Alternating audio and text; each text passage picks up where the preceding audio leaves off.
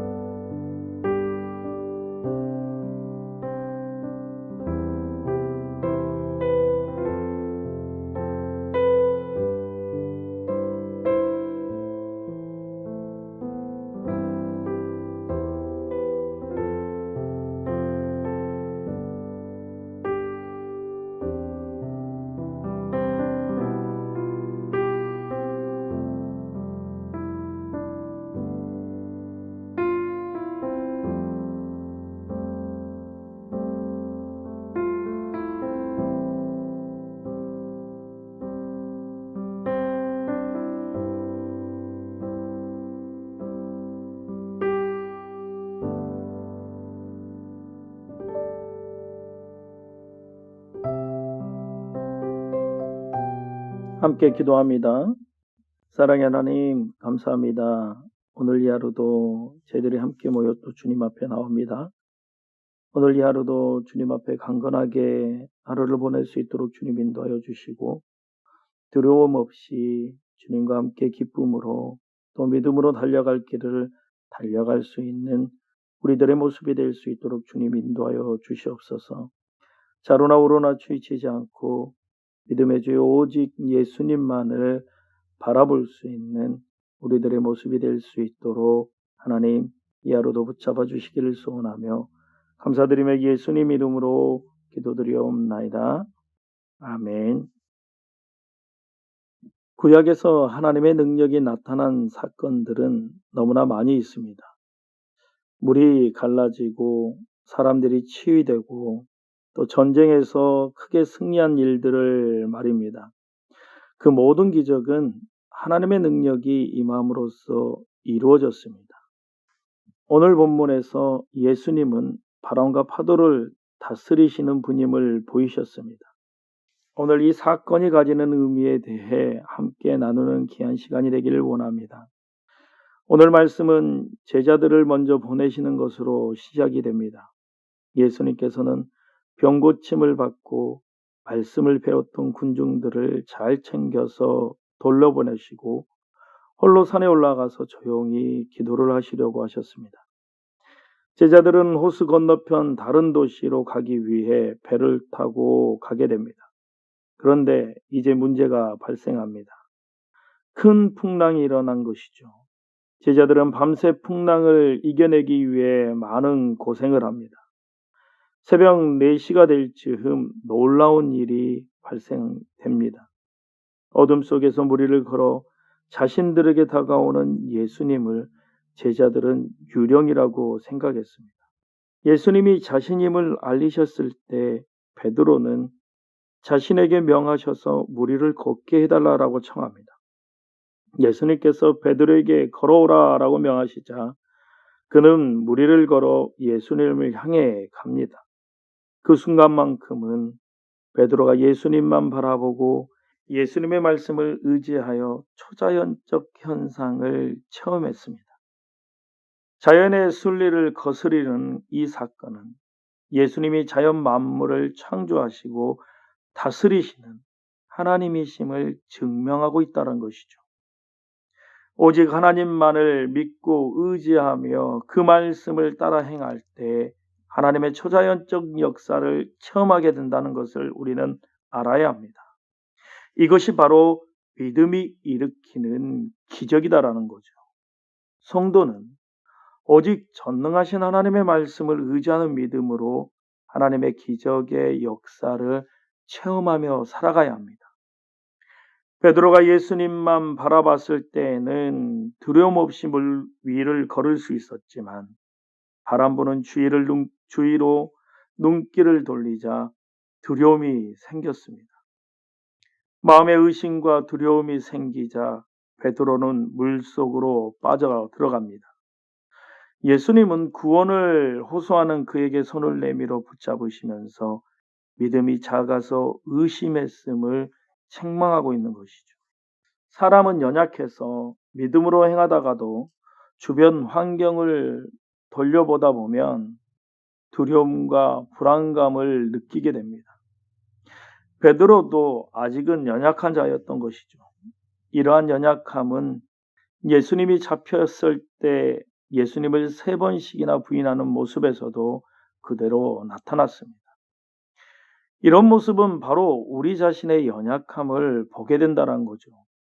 믿음으로 행하다가도 문득 떠오르는 의심과 두려움으로 세상 길로 다시 돌아가라는 연약한 믿음이다라는 거죠. 사람이 자신의 한계와 무능력을 바라볼 때는 기적의 역사를 체험하는데 실패할 수밖에 없습니다. 오늘 말씀은 하나님 나라의 삶을 산다는 것이 바로 무리를 걷는 것과 같음을 보여주는 겁니다. 우리의 삶은 사실 폭풍을 만난 배 위의 상황과 같습니다. 가야 할 곳을 가지 못하고 매 순간 분투하며 결국에는 새벽을 맞이하는 삶, 그것이 바로 우리들의 삶이다라는 것이죠. 이러한 삶에 매여 살다 보면 예수님께서 우리에게 다가오셔도 우리는 그분을 알아보지 못한다라는 거죠. 오늘 말씀 26절에 유령이다 외쳤던 제자들의 어리석음이 바로 우리들의 모습인 것이죠. 그러나 예수님께서는 우리의 삶에 찾아오셔서 말씀하십니다. 27절을 통해 제자들에게 말씀하신 것처럼 우리들에게도 이제 안심하여라, 내가 왔다, 두려워하지 말라라고 위로하신다라는 것이죠. 나아가 예수님께서는 우리에게 새로운 비전을 제시하셨습니다.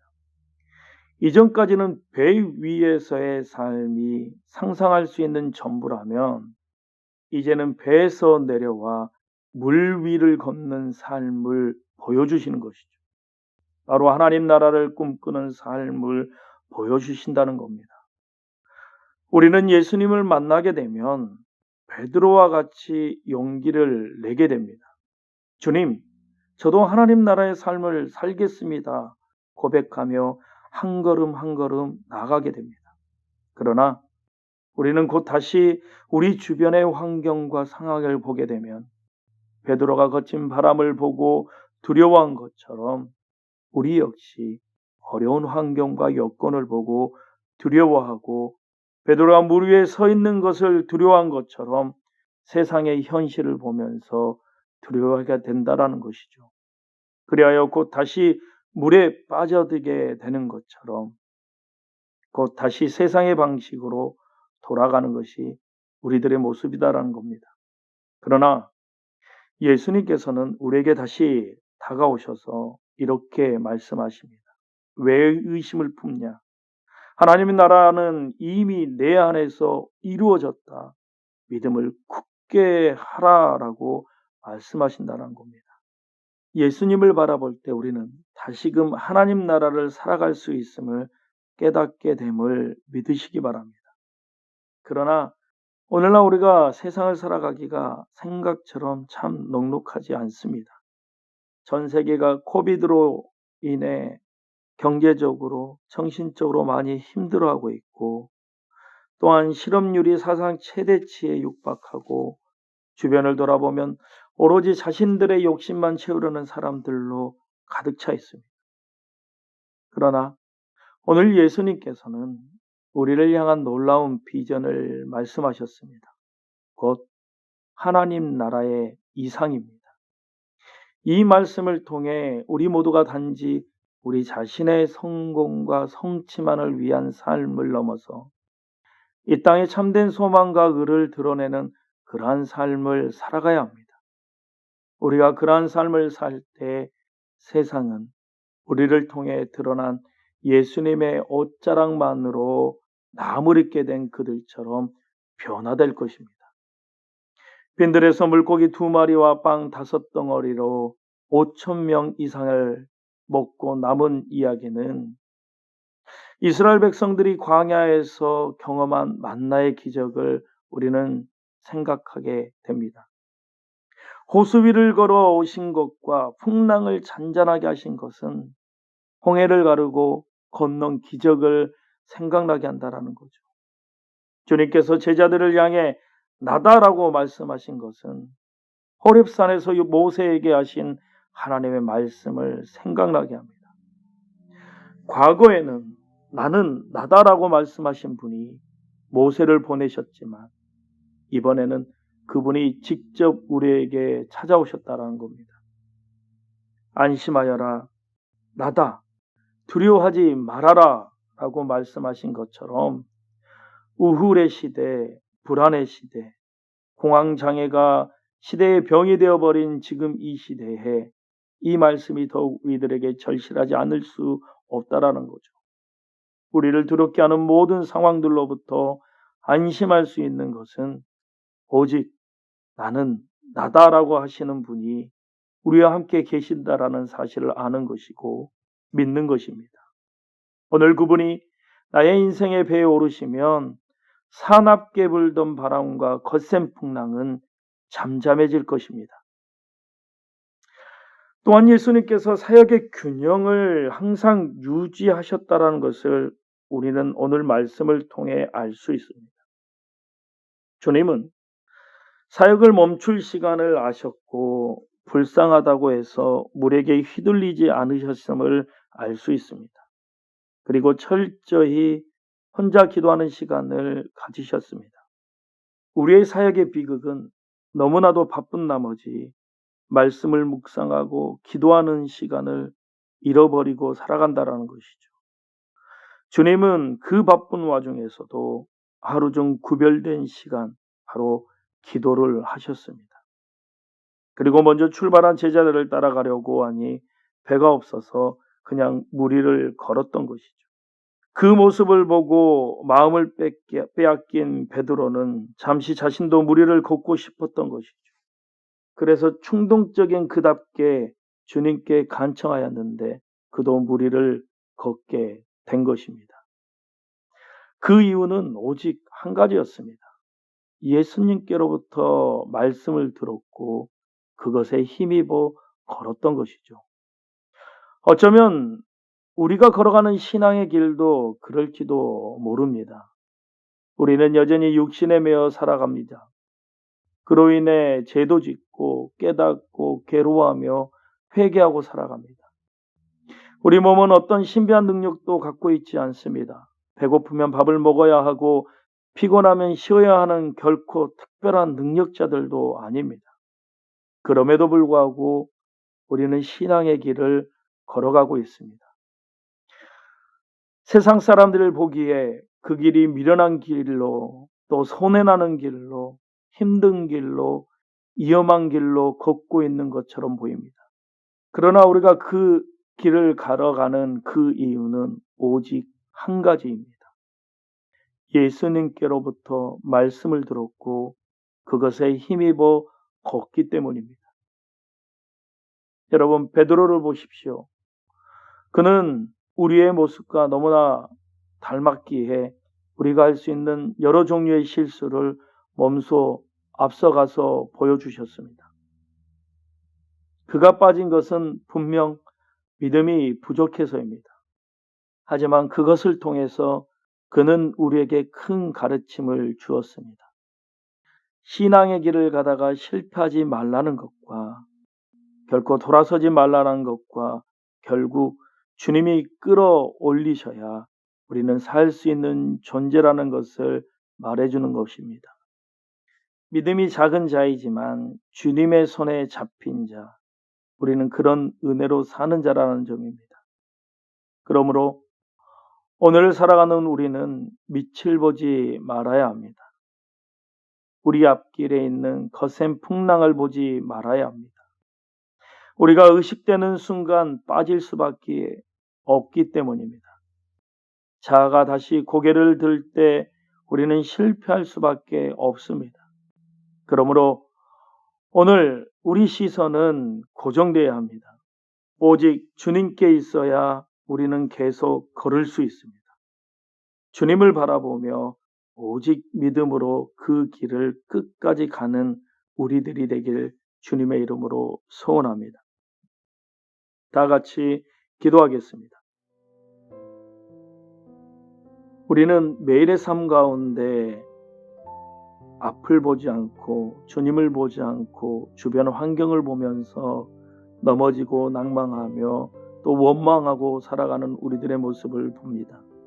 하지만 오늘 말씀처럼 주님을 바라볼 수 있는 우리들이 되기를 소원합니다. 사단은 이러한 우리의 약점을 공격해 믿음의 길에서 실족시키기를 시도합니다. 매일의 삶 가운데 영적 싸움에서 승리하기 위해서는 성도는 하나님의 전신갑주로 무장해야 하는 것입니다. 오직 믿음으로 모든 시험을 이기고 담대하게 주님만을 바라봐야 한다는 것이죠. 오늘 우리 말씀을 생각하며 함께 주님 앞에 고백하며 나갑니다. 다 같이 기도하겠습니다.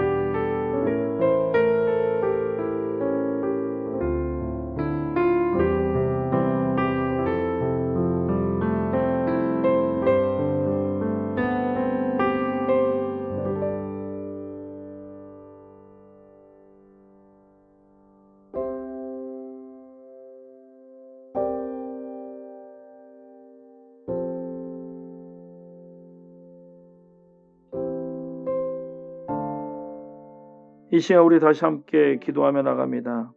어느 순간 바쁘다는 핑계로 하나님의 말씀을 보지 못하고 기도하지 못한 우리들의 모습들을 돌아봅니다. 우리 한빛교회 모든 성도들이 기도와 말씀에 무장하여 살아갈 수 있는 우리들의 모습이 되기를 소원합니다. 하나님과 동행하는 모습이 말씀에 힘입어 살아감을 깨닫는 우리들의 모습이 되달라고 우리 함께 기도한 후 여러분들의 기도의 제목을 주님 앞에 올려드리기를 원합니다. 다 같이 기도하겠습니다. 기도하겠습니다. 기도하겠습니다.